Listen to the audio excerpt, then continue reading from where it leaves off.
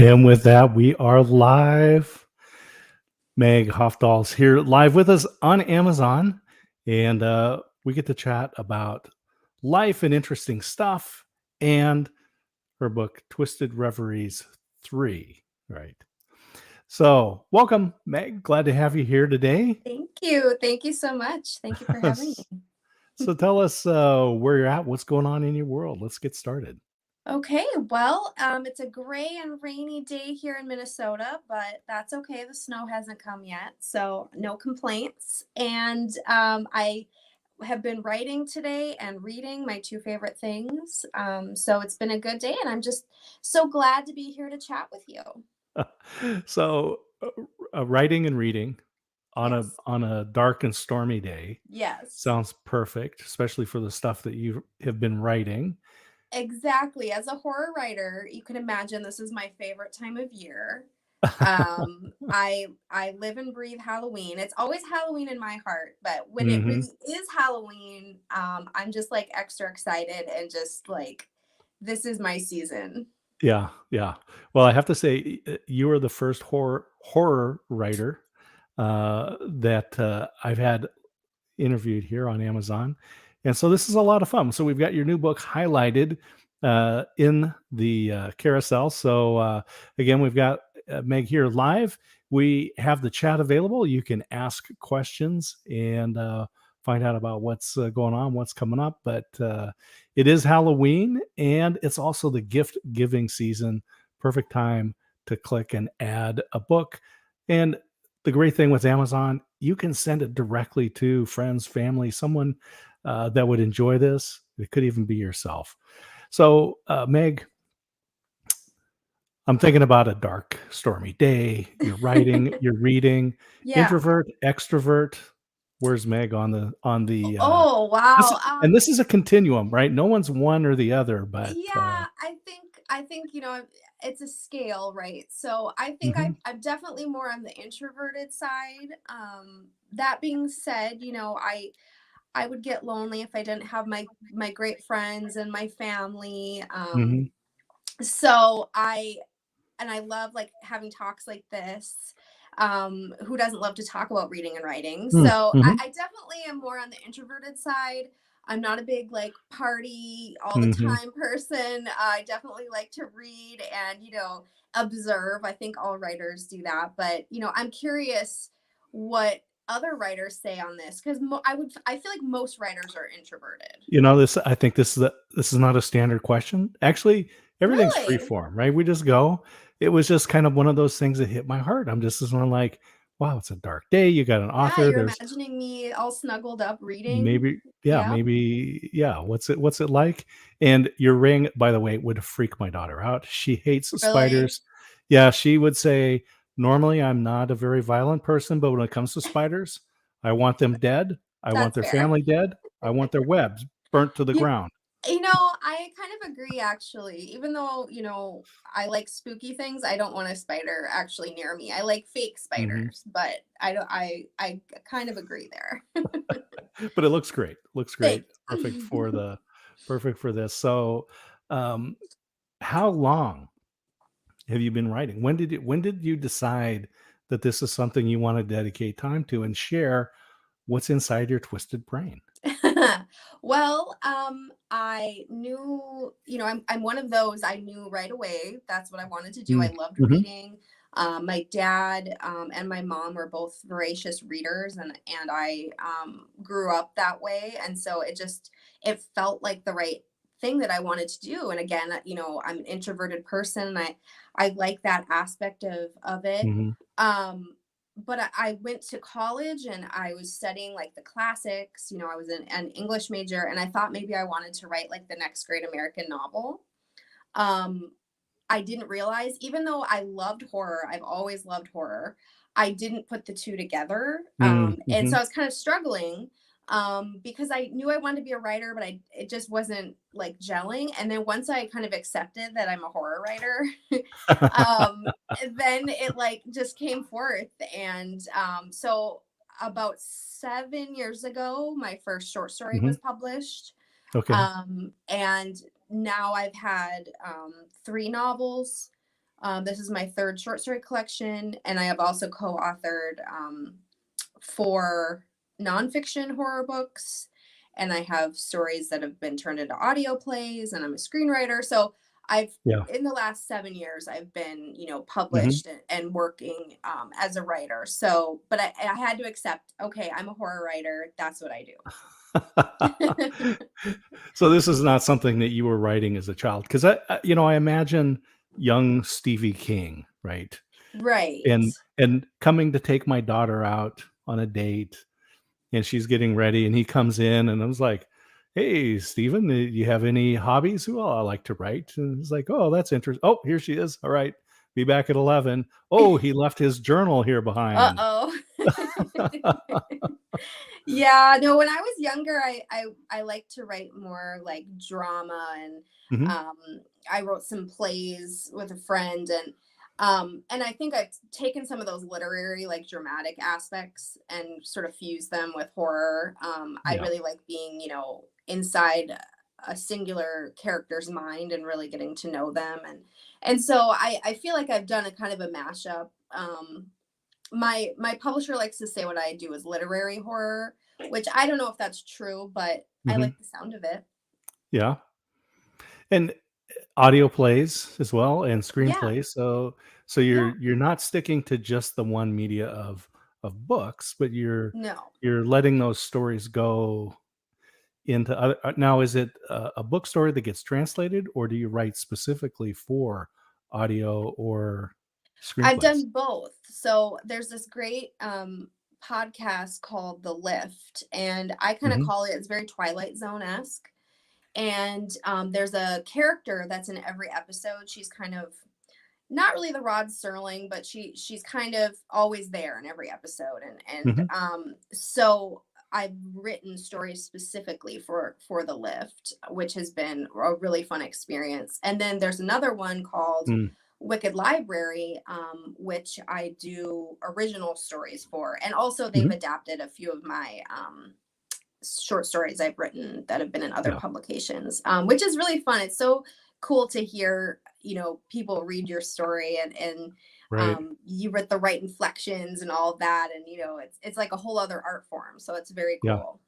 Interesting thing, when so I play music, and when we cover music by someone else, it's whatever we decide it's gonna be, right? I mean, you just play it.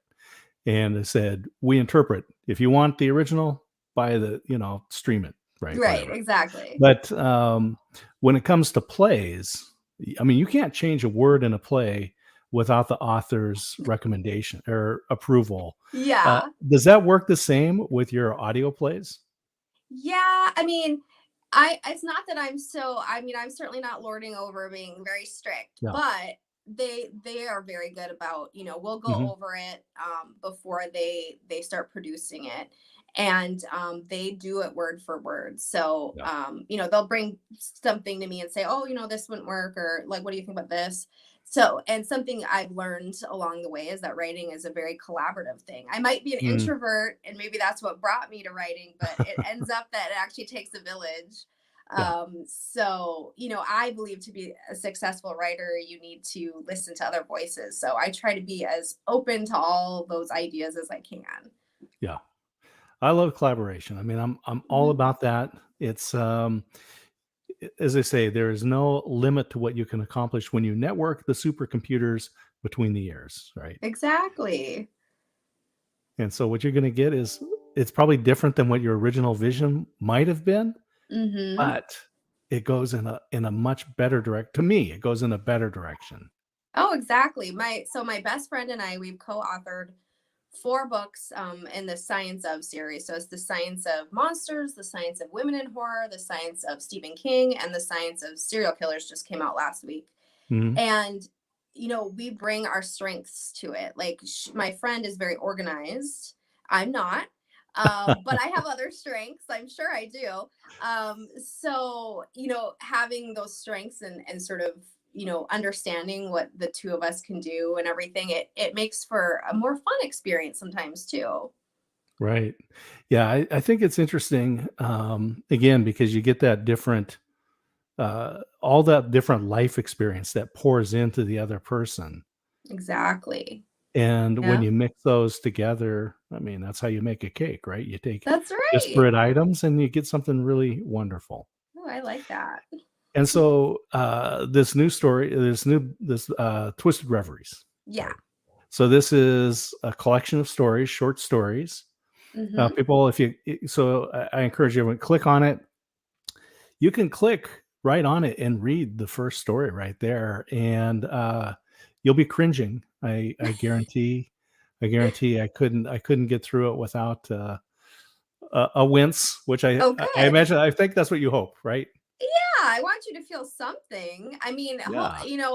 I think as a writer or a creative, you want somebody to Hmm. feel some emotion. I mean, even hatred, I think, is better than apathy. So Hmm. I'll take it. I'll take cringes. Yeah, I love it.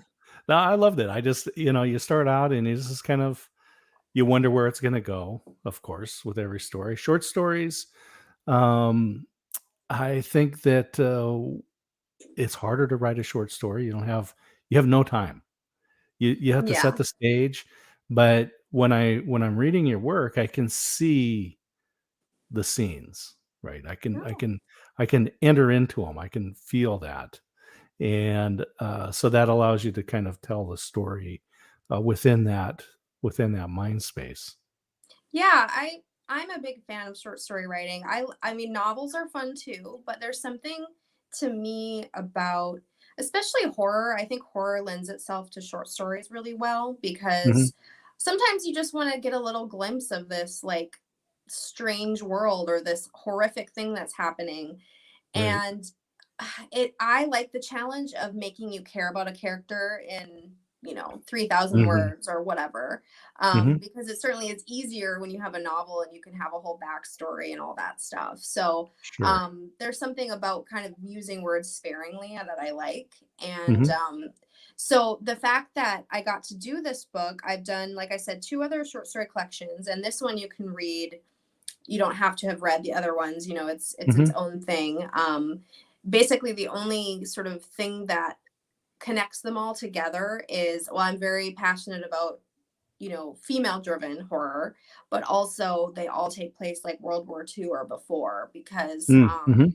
I have a thing for I like gothic feel, I like Hmm. atmosphere, I like Hmm. history, I'm kind of a research nerd, so Yeah.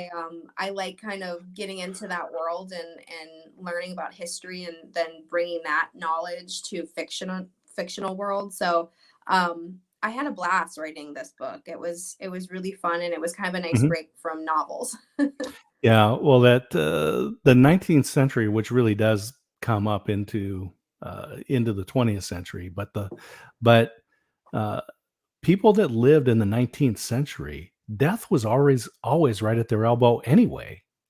Yes. I mean, I don't think we really realize, like when you think about when someone died, they would bring them downstairs in the Victorian era and they would just put a sheet over them and let them sit there for a couple of days.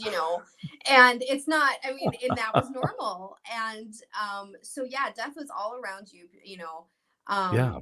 it's not like the sort of sterile environments that we have today, and like Mhm. where someone goes off to die and you don't see them, and it's sort of, away from you. So yeah, the Victorian era just lends itself to a lot of creepiness. Yeah, and it was and those deaths were sudden. Yes. I mean, it was Yeah. just, "Oh, yeah, where's John? Oh, yeah, he's dead." Right. Yeah, it's "Oh, yeah, like I saw him yesterday, but he's dead today. I guess we'll yes. go by the house and, pay Yes. our respects to him in the living room Exactly. or in the parlor."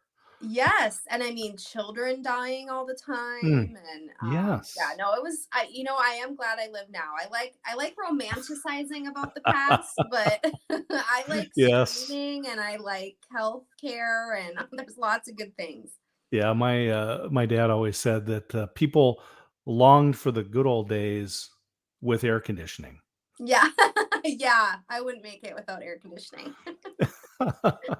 Yeah, we romanticize those, days, but, the reality is, life has always been hard, but Yeah. back then, like I said, death was always around the corner. Everyone was touched by it, from their Mhm. earliest ages, whether it was a parent or a sibling or, other, family member or close friend. It was just people were just they just died. Yeah. It's Bad food or really whatever. yeah, I mean, and the more I research, it's fascinating, and something that was important to me. Sorry, my dog's barking. Something that was important to me was that I focus on, what it was like being a woman in a lot of these Mhm. time periods.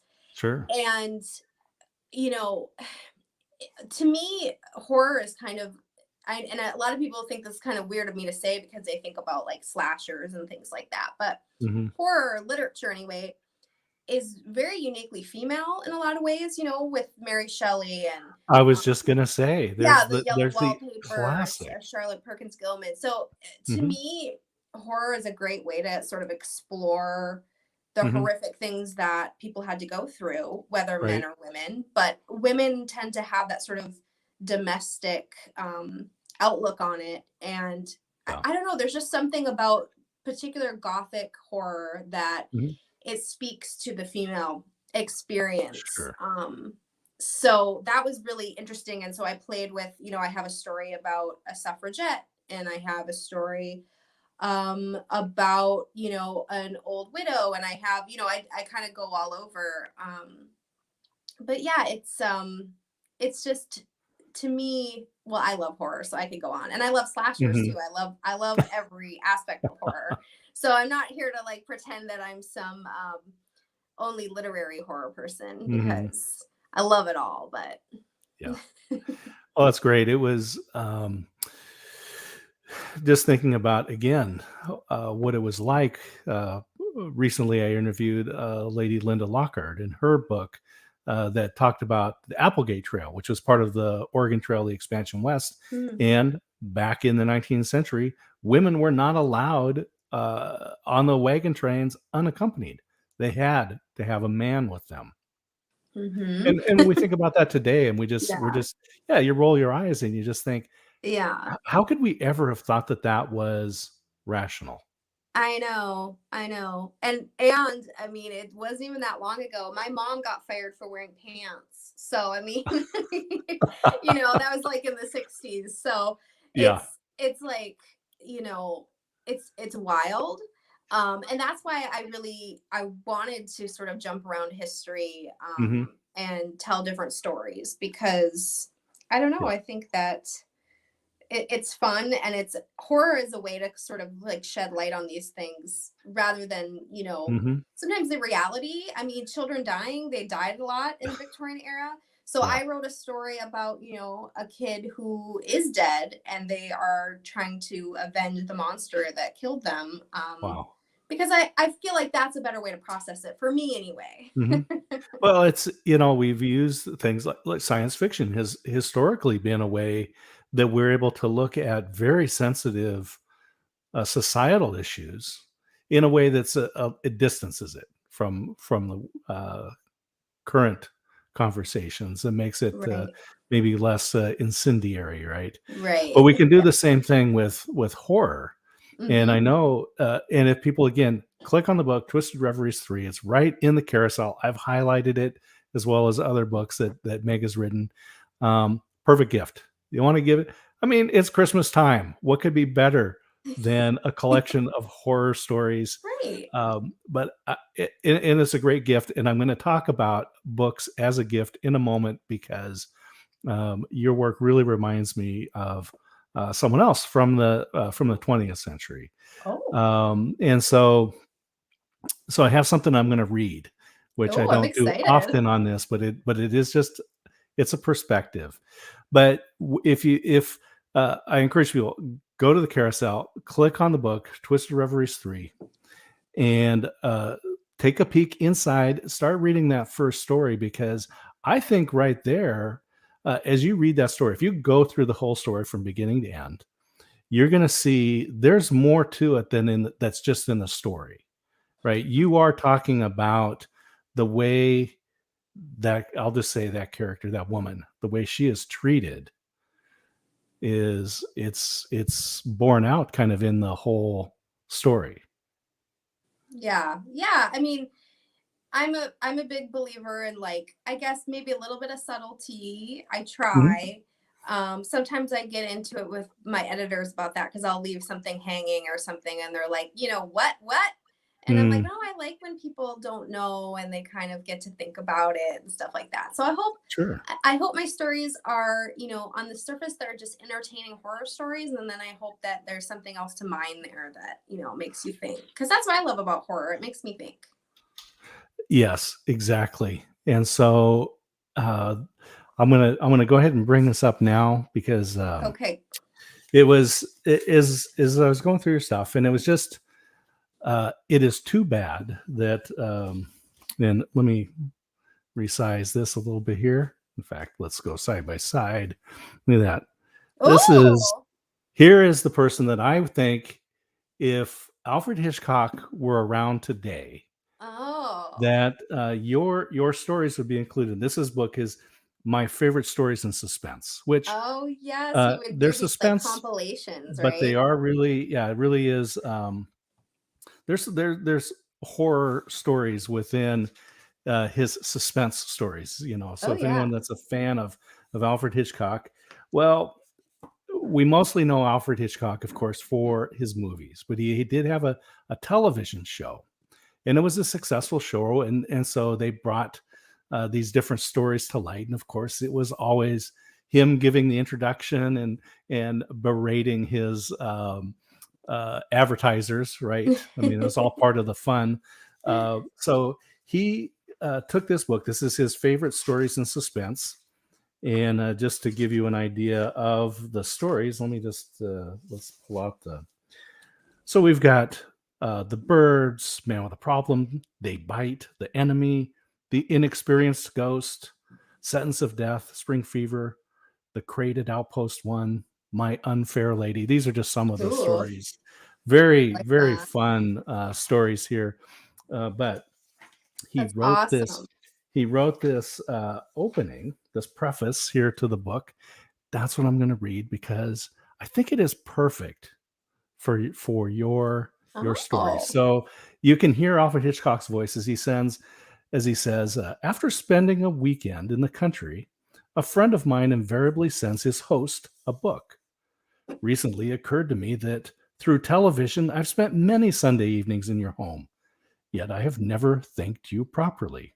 Ergo, this book. Of course, I don't believe my friend charges for the books he sends, but no matter. It's the thought that counts.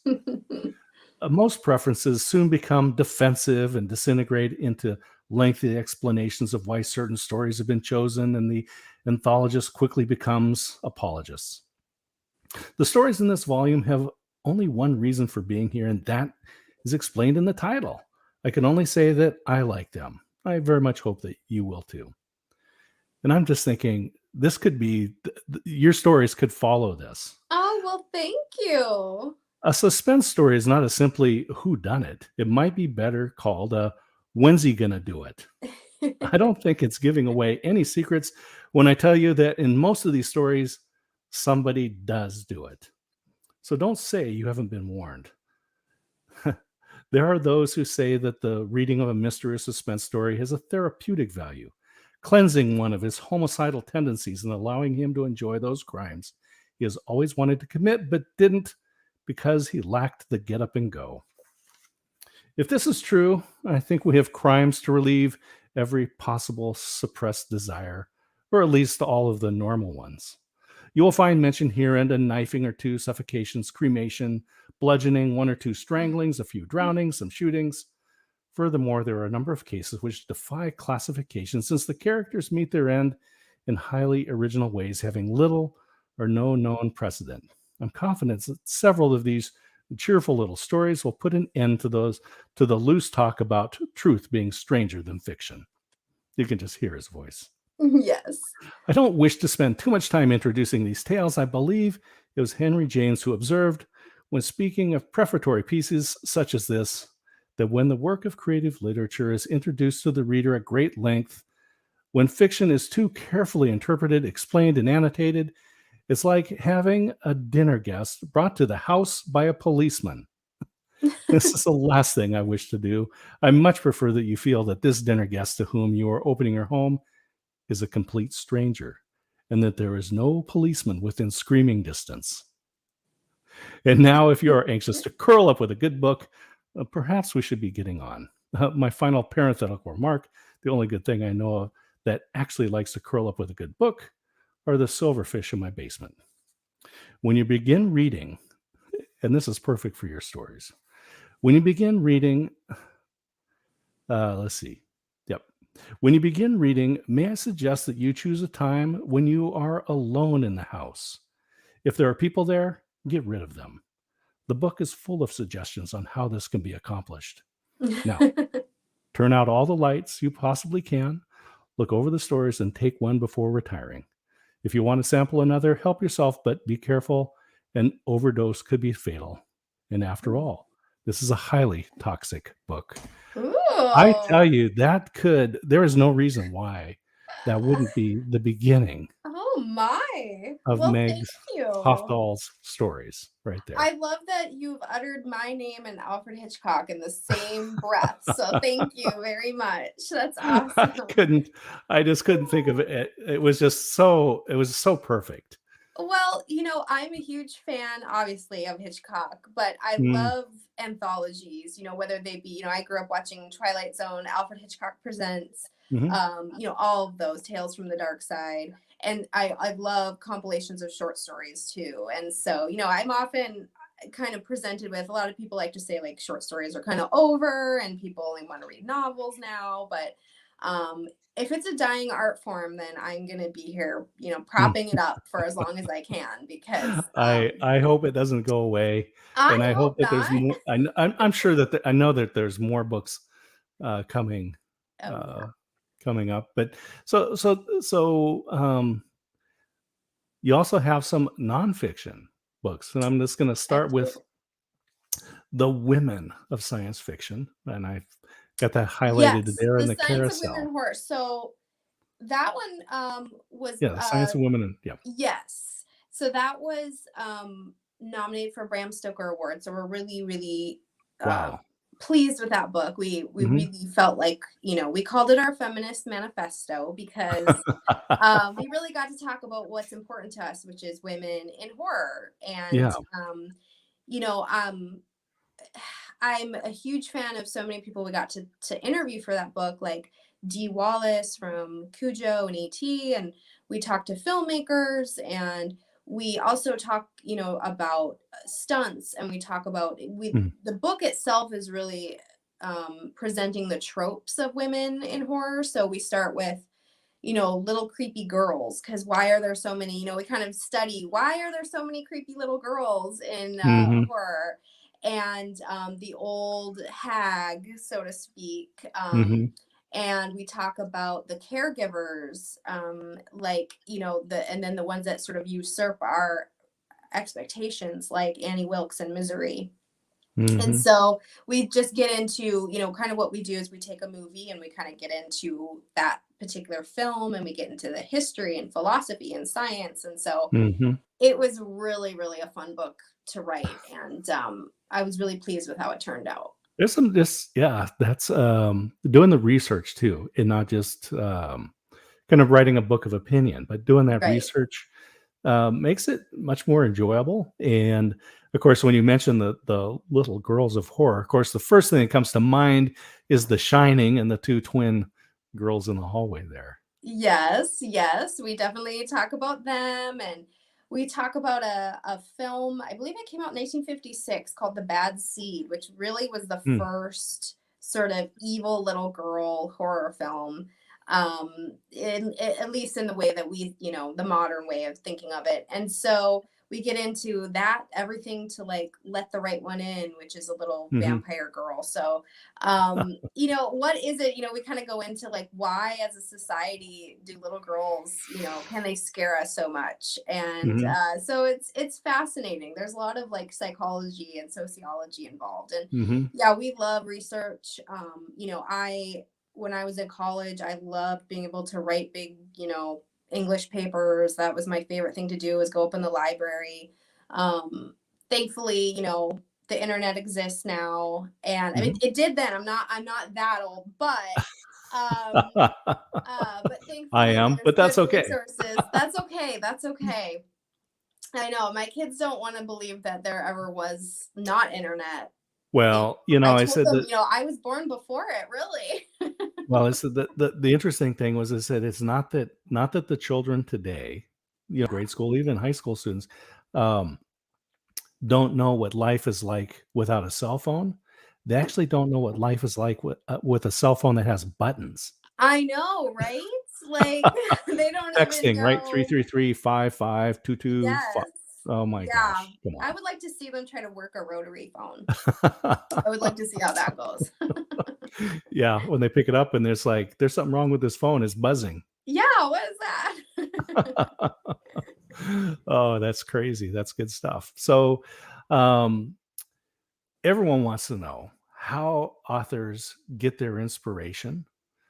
So, is there something that works for you? Well, I wish I had like the perfect answer for this. I would say that, I grew up and I still consume tons of horror. So obviously, it's always kind of in the in the background of my mind, or in the Yeah. forefront. Um, but I think for me, I kind of just start with something real and honest. Hmm. And then I like to sort of combine that with this horror. So for instance, like I like to think that the character that I'm putting like in one of these stories, that they are meeting a horror that matters to them. So like Mm. I want to take the right character and fit them with the right sort of challenge. So sometimes that will take a while for me to like figure out. Like I love zombies, but I didn't want to write a zombie story because I felt like they were really kind of, just they've been done and done and done, and everybody who knew me was like, you just have to. And so one day I literally just like sort of, it's kind of that cliche, like you kind of like wake up in bed and you're like, oh, and I had the idea that my zombies would be different, and that Mhm. they wouldn't eat people, and they would actually just, the story is called Dust, and they just have this like toxic dust that comes out of them.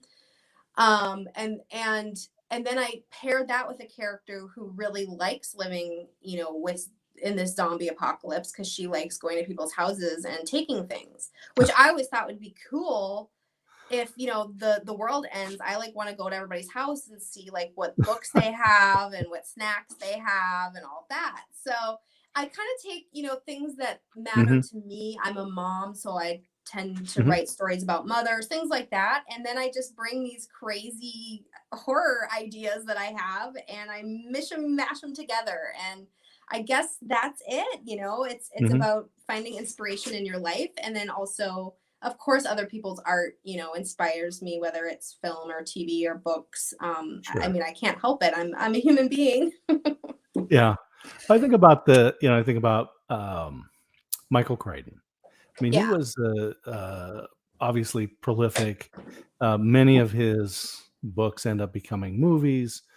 Great storyteller, but he had a medical degree. I mean, he was an Yeah. MD, and Yeah. so he wasn't just writing from uh, out of his brain, I guess. I mean, he was, but he had a lot of education, and so he understood how these things work. And so, one of my favorite movies growing up was Andromeda Strain, and Mhm. so it's this whole secret research facility and the science of following the scientific method, right? Of does this work? Does this work? And testing, and it's very involved.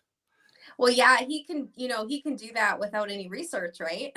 He's like, I already know all this. I can just Part of his write life. from, this Yeah, experience. That would be nice. A yeah. medical degree would be very nice.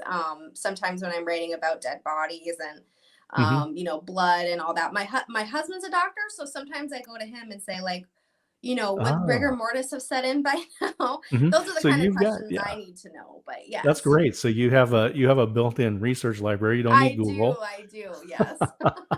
And I can just imagine it's the conversation over dinner. Exactly. Yes. I send him very weird texts sometimes that people would probably be upset to see, but such is the life of a horror author. I think it's fascinating. And, so, yeah, see, the stories, you talk about the difference between the short stories and the novels, but, what do you like about the novel?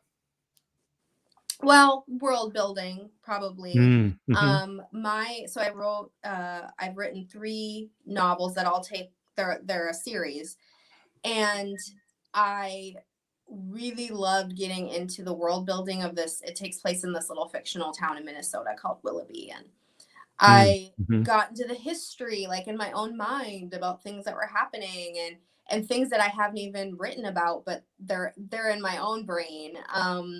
And so I think that not only the world building, but also the character building. When I wrote the first book, I didn't know if I was gonna, I thought maybe it was a standalone book. And so I felt like I'd taken my character like where she needed to go. She'd taken this journey and that's what she needed and she'd gotten there.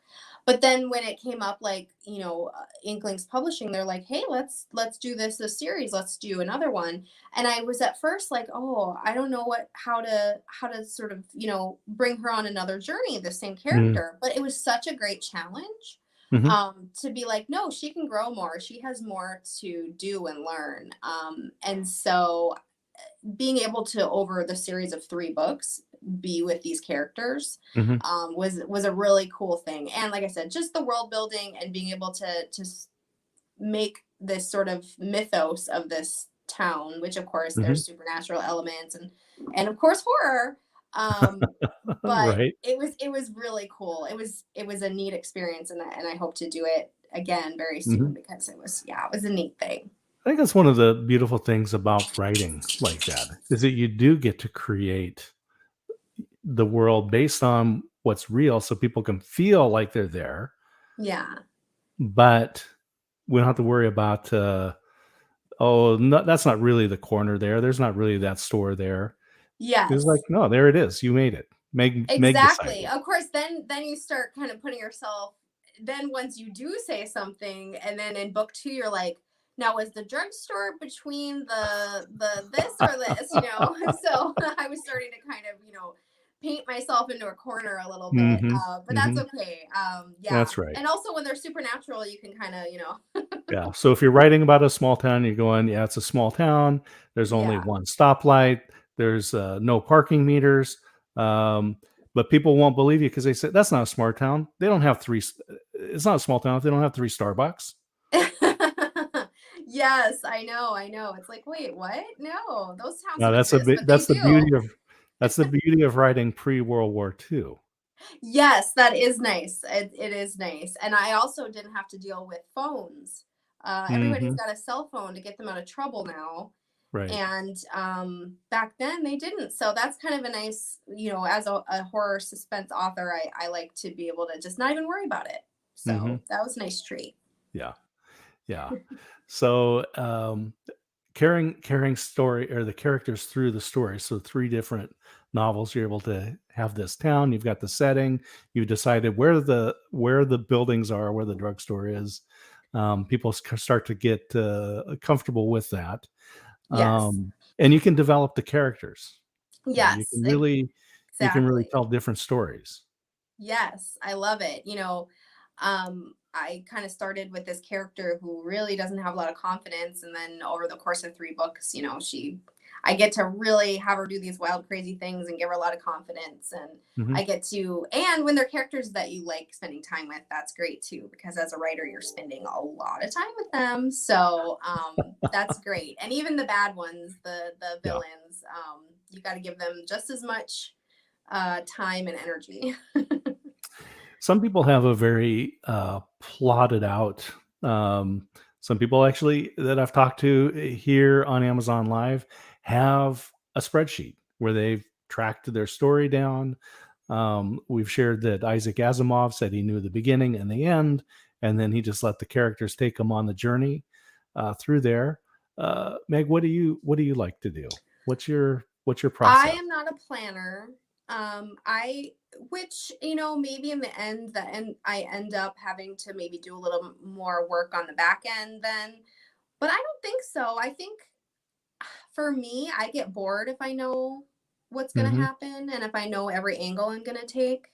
I write it one chapter at a time, Yeah. and I very rarely skip ahead. I just keep at it. Mhm. And for me, I need to just discover it. When I start a book, I really don't know what's going to happen. And for Yeah. me, that's the excitement. And that's why I love Mhm. writing. If I plotted it out, for me, the thrill would be gone. um, so a lot of times I'll be middle way and I don't know. I don't know, even like a short story. Mhm. Sometimes I will just put them in this situation and just see what happens. So Yeah. I guess, they say, are you a plotter or a pantser? And I'm definitely a pantser. Mhm. Yeah. I think it's interesting. It's just part of that creative process is to say, well, here's a beginning and here's a character, and you start infusing them with life and experiences, and Hmm. you start having conversations and making actions, and then who knows what's gonna happen. Yeah. For me, that's where the magic happens, so to Mhm. speak. But, I would probably be very nice if I was more organized, but at the same time, you have to embrace who you are, and that's what works for me. So Yeah. I'll keep No, with it. I love that. I remember working with this, man, and he was definitely like the type A plus plus guy, right? Sure. I sleep 4 hours a night and, oh, 3 in the morning, I'm working away and all that stuff. Yeah. And I remember thinking at a moment, and I think, "Gosh, I wish I was like that." And then it's just like, "No, I don't." Yeah. I Yeah. I don't mean, we I need do people not like wanna be that, like that. but I wanna be like I'm me. good. I wanna be like me Yeah. because I'm good at it. Yeah. There you go. So, your characters, Hmm. the struggles you talk about Hmm. using a lot of women, a lot of um, I'll just say the societal bounds that were placed on them. Hmm. Uh, how do you like to balance that? Well, something that is important to me is that, first of all, none of my characters are perfect. I'm a real big champion about, especially in horror, there's this idea that you need to have this kick butt woman, that she's like strong and Ripley from Alien, and she like, Mm, kicks down doors and stuff. But to me, that's just giving a woman masculine traits and mhm, not really like looking. Ripley's awesome, but she's sure. just one character. And I like the idea of complicated women, women who drink too much, or women who are mean sometimes, or just Mhm, real people. yeah, So I try to make sure I combine that with, like in this book, with what's happening, society wise. So the pressure to get married, the you know, again, pressure to be a mom, have kids. mhm, One story I wrote is about two people who are going through Japanese internment. And I found that there was this kind of loophole to get out of a Japanese internment, um, to go to certain colleges would let college age kids that were in the internment camps go. And Mm, so I did a bunch of research on that and sort of tried to put myself in the position of this woman who is leaving her family behind in this horrible state of being to go to college, and like what what would be going through her mind, and mhm, what all that. But then I put her in this kind of crazy sci-fi situation. So um I think I what I try to do is sort of like let those things kind of naturally be there, mhm, um and sort of focus in on who she is, and mm, like what makes her special and specific to this story, and what makes us care whether she gets killed or not. I think that's a mhm. huge thing in horror, um is that you actually have to care if Yeah, this person is murdered, or right. eaten or whatever. So Mhm, I try to balance all of that out and not be too, yeah, I hope that there's some interesting stuff about history and some societal things in there. But in the end, I hope you just enjoy the mhm. character and the story and what's happening. Yeah, I think, some of the best stories are the ones where you can place yourself into that character and kind of Yeah, experience it and make decisions with them and wish they had made better exactly. decisions. Exactly. Yeah. It's like, no, don't do that. Like, what are you thinking? Yeah. Joe Hill, one of my favorite authors, Mm, he said something like, horror is basically you're writing about the character's worst day of their life. mm, You're putting them in this situation where they're meeting a monster or there's a serial killer or whatever. This is not a normal day for this character's life normally. And so I like this idea that it's like sink or swim. Like, mm, is this person might seem on outside beautiful and perfect and they have their stuff together, or maybe that's just all facade and they actually don't know what to do in the situation and they're really mhm, scared and they need help. And so I try to just play with all of that and remember mhm. this is probably the worst day of their life, and so we're taking a peek into it. And Well, yeah. yeah, it gives you that opportunity because some people, are very good in stressful situations Right. about making decisions, and some people, they just black out, right? I Right. mean, the normal decision-making process escapes them. Well, and I think that's we all want to watch something and be like, well, I'd grab a knife, and I've watched a horror movie with people who don't like horror movies, and then they're the whole time, oh, well, why didn't she do this and why didn't she do that? It's like, well, because then the movie would be over. That's not interesting. I Mhm. mean, yeah, she should have called the police right away, but like then that's not a movie. So And yeah, I mean, I that's a like to true think that, but that's a true thing, right? Because we would say, "Oh, I don't wanna bother him. What if it's exactly. not true? I'll look like the Right. boy who cried wolf." Right.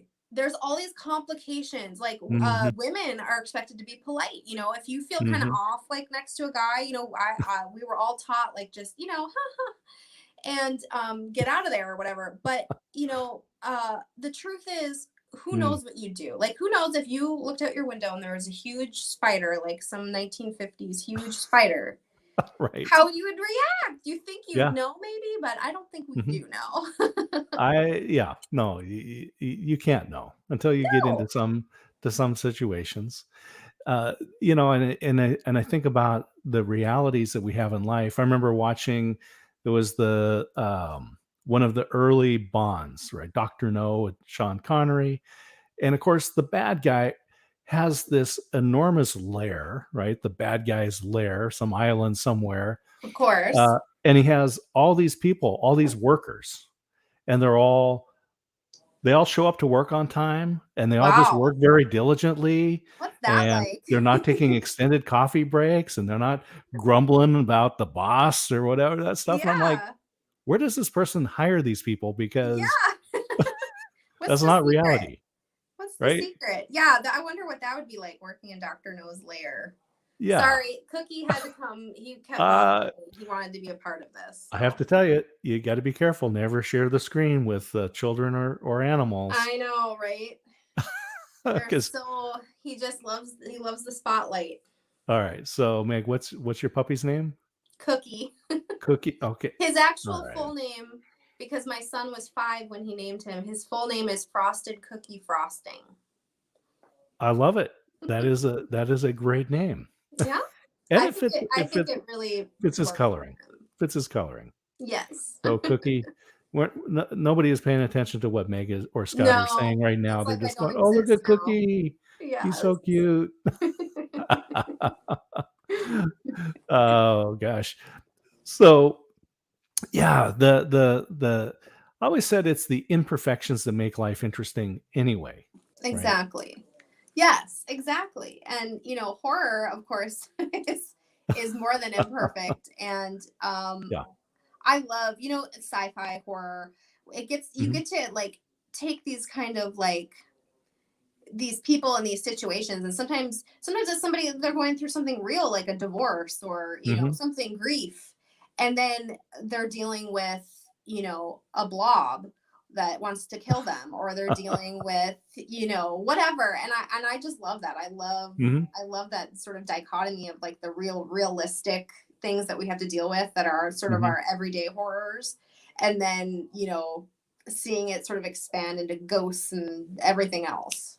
Right. Yeah. It's those, moments of everyday living, and then you throw a giant spider in there. It's That's like, "Come right. on, That's really? fun I to gotta me. get the kids to school. We got I soccer know, coming right? up. How are we gonna and I gotta deal with a spider?" Yes. What are your favorite kinds I mean, is there a kind of a terror uh, that gets you the most or I that you like? guess I would say I like psychological things where you Mhm. can't trust your own mind, or Mhm. you can't trust your loved one all of a sudden, or you know you're questioning your sanity. Like those kind of things really scare me. That's what like Mhm. kind of gets me when like am I crazy, or is this Sure. happening? That kind of thing. I think that's a really kind of, for me, very I'll tell you, unnerving. that's the stuff that terrifies me. Yeah, yeah. Growing up, you watch, the Frankenstein and Dracula and, Mhm. Wolfman and all that's all outrageous stuff, right? That's Right, the exactly. melodramas of the time, right? Right, But you watch Psycho, and right. that's just too freaky, right? I mean, Exactly. there's just, Yeah. there was a movie, it was, and back to the movies, but it was, A Touch of Evil by Orson Mm. Welles. Oh, I haven't And, seen that one. it, takes place on the US-Mexican border, and you got gangs Oh, you got the remote hotel, and it's just all of those kinds of things that you just go, "This is a little too close to reality." exactly. Yeah, I mean, I'll take a those giant are the spider. scary things. I mean, yeah, Yeah. I don't want, you know, Samara from The Ring crawling down the hall at me, but what I Mhm. really am afraid of, like, there's those people that squat in your house like you don't know they're there, like in your attic, like somebody living in your Mhm. closet or your attic and you don't know, like that's what scares me. Like the Yes. thought that they're coming and crawling down at night and eating my peanut butter or something, like that creeps me out. Oh, yeah. But of course, Cookie would Absolutely. keep me safe, right? I would yeah, oh, sure. Yeah, absolutely. I wanna Yeah. comfort you at this moment. Yeah, Yes. absolutely. Thank you. Thank you. Cookie He's an attack Cookie dog, you can would, tell. not allow anyone to come down, No, from the attic and eat your no, peanut he's very butter fierce. unless they shared it. But, Yeah, exactly. yeah, yeah, these are the kinds of things that, I find terrifying. It's that psychological side, and Hmm. especially, as you said, not being able to trust your own mind. Yeah, I mean, so my novel series, kind of one of the first things that you start to realize in this town is that people seem to forget things. Mm, To me, that idea, and actually based it. My very first short story was called Willoughby, um, which then I then turned into this 3-book series. But mhm, it's about this monster that is kind of like a golem. It kind of is watching the town, and everyone forgets that it exists. mm, They keep forgetting, and to me, that's terrifying. That you could yeah, forget something so important, mhm, and that it's beyond your control. and it's Yeah. not like, that to me is terrifying. So that's what I wanted to play with. And unfortunately, Mhm. I mean, there's Alzheimer's disease, there's dementia, there are things that Yep. are like that. So it is like close to reality, and it's Well, that's what I scary. was thinking. That's exactly what I was thinking is, Yeah. with Alzheimer's and you start forgetting and losing things Right. and i and it's intermittent, right? There's Yeah. times when it's intermittent, You and kind of so lose now you that. don't know. But also just, that there's that moment between dreaming and waking and hearing things and wonder, is it, did I really hear the doorbell? Was it my Hmm. brain? Was my And not, dream real? Like, is that yeah, reality? Yeah. right. Yeah. These are Yep. the things that, to me, are the most frightening. If I can't trust my brain, now where I am I know, at? right? Who can you trust? So Yeah. yeah, that's something I really like to explore in my work. Mhm. That's Yeah. that's and I think just like I think every horror writer, like we Mhm. like to write obviously what scares us because we want to make ourselves scared because we like Yeah. it. There are a lot of people who don't like that feeling. I love being Mhm. scared, so Mhm. I So that's what I'm always trying tell to me teach about people. that. When you're reading some of these other stories, if you're gonna pick up Yeah. a Stephen King, or you were gonna go to see, well, the new, Michael Myers, right? The Mm-hmm. Yeah. movies are out there, and I'm sure you've seen it, or you're going to see it, right? Obviously, Yeah, I've and seen so, it. tell me Yes. about that. Tell me about what draws you in. Well, good characters, I think. Mhm, Again, same for writing. Like, if I'm writing somebody and when I'm watching it, like, I need to care if Leatherface is gonna get them with the chainsaw. So I'm drawn in by, many things in horror. I love horror comedies. I love that dichotomy. I have a dark sense of humor, so I like all that. mhm, And I things that, scare me, like I said, the psychological aspects I love, The yeah, Shining and Psycho and mhm, all those the new Jordan Peele movies like Us and Get Out. There's so many great horror films right now. right, And reading, yeah, I'm a huge Shirley Jackson fan, and she's so subtle. mhm, Someday I hope to be just as subtle as she can be, because she mhm, brings such dread and horror, and not, with not a drop of blood, not, mhm. and it's so powerful. So um yeah, I Those love most being in people's Yeah, heads. those most frightening characters are the ones that you don't see, right? Right. Exactly. And even just going back, to Twisted Reveries 3, at that very first story, and people click on the book, uh, it's in the carousel, click on the take a peek inside and start reading that, first page there, and, you get to that point where she sees her first ghost, and you're hoping that it's just a trick of light, right? That it's just a shadow, that something is on there, um, because how many times have you get up early in the morning, or it's late at night, Yeah. and the curtains rustle and they open just enough so that the street light comes through and it casts a shadow that you're not used to, Yep. and your heart does that thing. Yes, I mean, we all have active imaginations, I think. I think, if we're living, if we have a pulse, then something should spook you every now and again. So that's So why not provoke it? right. I love it. I'm one of those people, I can't stand rides. Like, I don't want to go on a roller coaster, Mhm. but some people, that's how they get their thrill. For me, like, Sure. I just want to watch all the horror movies. Sure. Yeah. Well, I tend to agree with Groucho Marx when he said, "Why would I want to jump out of a perfectly good airplane?" There you go. Exactly. I'm with you there. Yeah, I don't need to be thrilled that way. No. There's other means. Hmm. Well, as we wind down, Meg, I've just really enjoyed, chatting with you today. Yeah, There, as you're surrounded by some, characters on the shelf. I do. Oh, I do. I have Ash from Evil Dead. I have Pennywise. I've got lots. I've got Mhm. lots. This is my little office, home office, and I've got all my little horror buddies in here. Mhm. Nice. Yeah. Yeah. Perfect companions for writing. We've Hmm. been talking with Meg Hafdahl here about Twisted Reveries 3 and a bunch of other, as I say, life and interesting things, and a number of books, novels, short stories. Perfect gift. I can't, it's Halloween. Go ahead and get the, if you get the Kindle, you can start reading right away. Tonight, while you're alone, it's dark, you're by yourself, curtains are Yeah, drawn, it's fire is perfect. low. Perfect timing. I can't imagine a better time. No, Transport yourself back into the 18th century or 19th century, and get your heart racing. that's right.